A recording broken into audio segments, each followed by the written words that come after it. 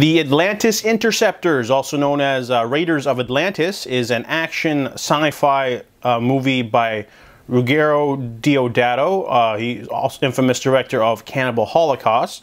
I saw this at the video store and it looked really schlocky. There's like a dude with a big gun on the front. And I was like, what the hell? Why not? It's like, you know, support local.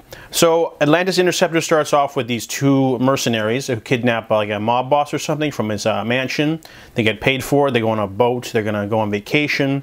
However, there's another group of people and a scientist. I think she's an archaeologist, and they basically have a magical stone which they're going to use to find Atlantis. However, a large tidal wave destroys part of the seaside town, and everyone gets stranded on land, and they're getting attacked by rejects from one of the Mad Max copycats, because the budget's really terrible for this movie. So you'd think Atlanteans coming out of the water would have like cool armor and like sci-fi scuba gear stuff, but no, they just look like they drove off from another set. And then so it's mostly like an action story about these like Atlanteans, but they don't look like Atlanteans. They look like Humongous' B team. Mostly characters show up. There's some action, lots of shooting, grenades, fire.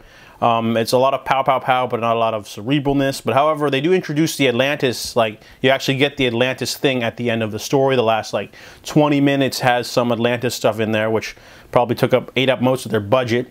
But overall, yeah, the movie is just turn your brain off, schlocky, sort of cheesy 80s action flick that just doesn't have much character development or story. It's just people shooting at each other a lot.